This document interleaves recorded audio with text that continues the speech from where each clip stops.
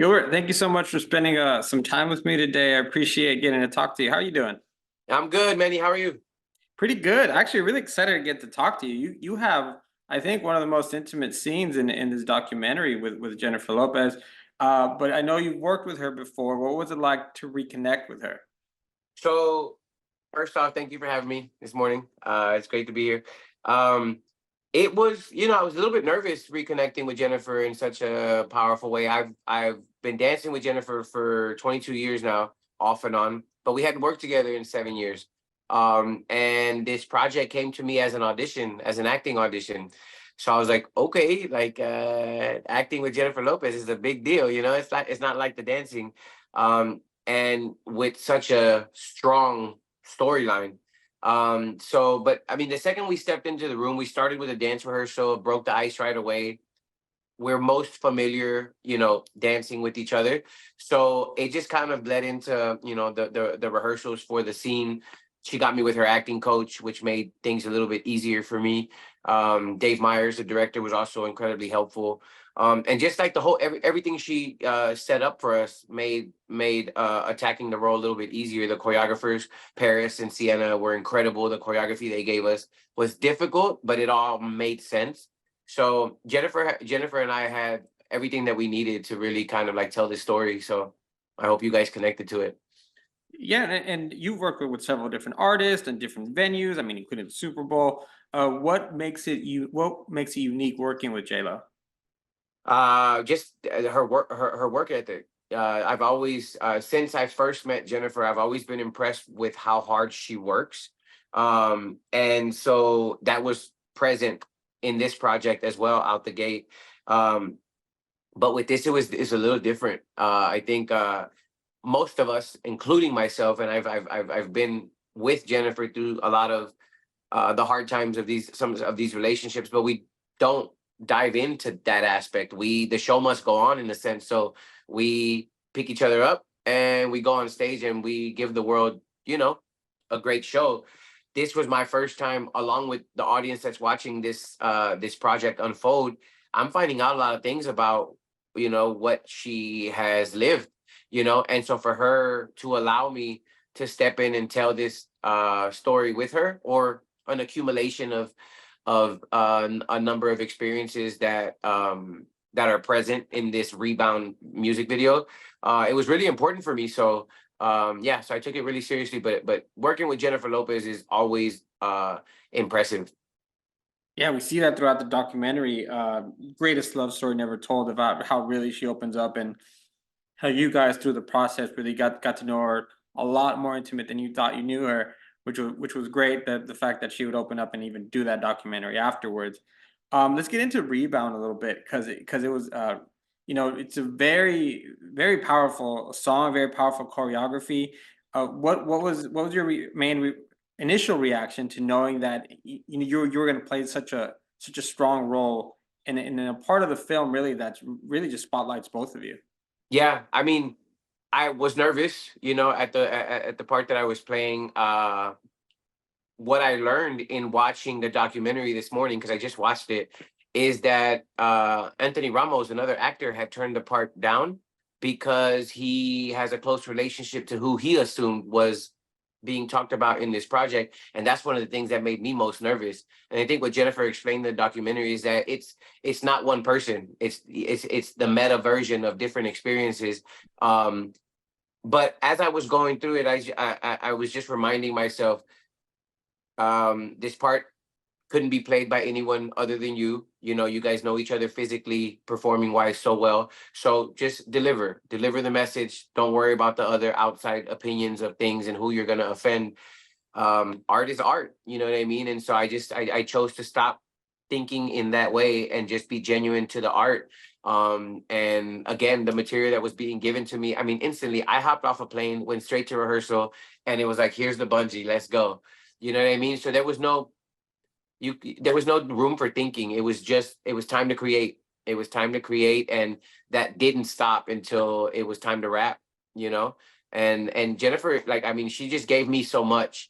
There was moments where I was shooting things by myself from her POV, and she could have gone off and kept her feet warm since she was barefoot. But no, she was present in front of the camera and she was feeding me, try this and do that. And this was good. She was just so present and so giving. I would say her and Dave were both directing me in a sense. So I realized quickly how important this was for her. And so naturally for me, it was just as important. Yeah, and you mentioned the bungee, and that's something I really drew my attention was the wardrobe you guys had because you guys were attached. Did that hinder your performance? How did you overcome kind of being together like that? Yeah, I mean, it starts to hinder it when you first get it on, but I think the rope ends up becoming part of it becomes a trio of myself, Jennifer, and the rope because the rope is loud. There was a moment that I just talked about where we didn't expect the rope to wrap around her neck as I was going around her, and it's such a loud part of the visual. Like she kind of grabs it, and it's almost like you kind of imagine that I'm doing that on purpose. And so once you start to allow the rope to do its thing and share the dance with the rope, it becomes not only useful but necessary to the choreography. Yeah, it's amazing the kind of art that you guys could come together and the storytelling that you guys could do with your bodies. You mentioned earlier, that this is one of the most difficult jobs that you had. What made it difficult, and how'd you overcome it? Um, I think the personal is what made it most difficult. I think the topic is a really uh it's a sad topic that most people don't talk about, that they live in private, that they live in their glass house. So being someone who I've grown up with around a lot of women and without naming individuals, it's been present in my life, growing up. And so instantly I was triggered. But I had to remove myself from it and remember that I was playing a part.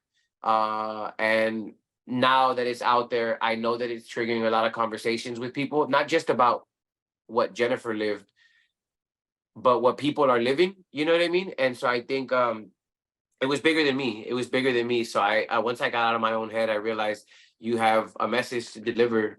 So I just kept praying about it and asking God for whatever message needed to come through me to come through.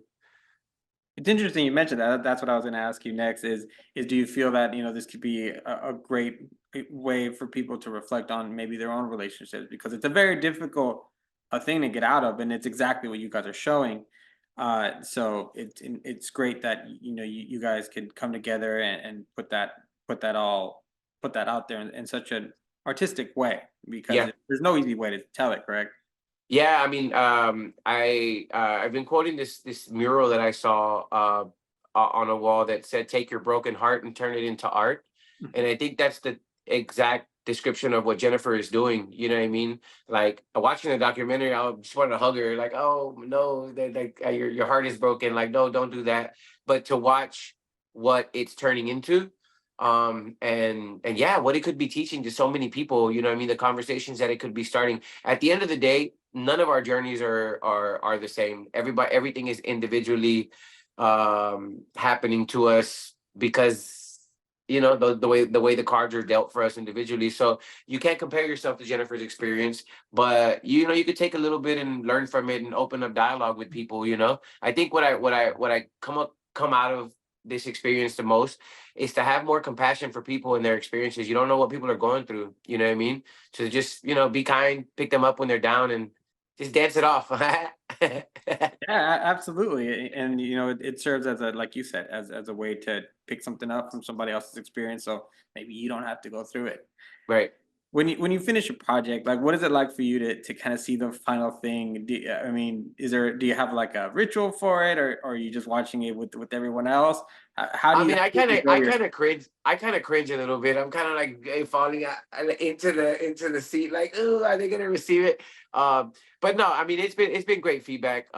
There's not always this much promo for a project, so that's incredibly exciting. But I think for me, this is the exciting part, is like talking to people and sharing what things felt like, because I don't really get to do that. Step into a rehearsal, we perform, and we're on to the next gig. So it's been really cool just kind of seeing how people are reacting to it. And the Rebound video is so different from everything else. And so I think it is standing out. but so is my journey with Jennifer. You know what I mean? Like I did a post the other day, like then and now, like 22 years, man, to be with an artist for for that long and to share their story with them like this is, it's really cool. I'm happy that you got to be a part of it, and you know, and really share it and be a part of such an important part of her story, and now the retelling of her story. So Gilbert, thank you so much for your time. Likewise, I do this because I get to talk to people like you, Thanks. learn about their experiences, especially with such a high profile video, and Yeah. I enjoy quite a bit. Hey, I hope to talk to you again, man. Thank Yeah, all you. right. It's nice to All virtually right. meet you. Take care.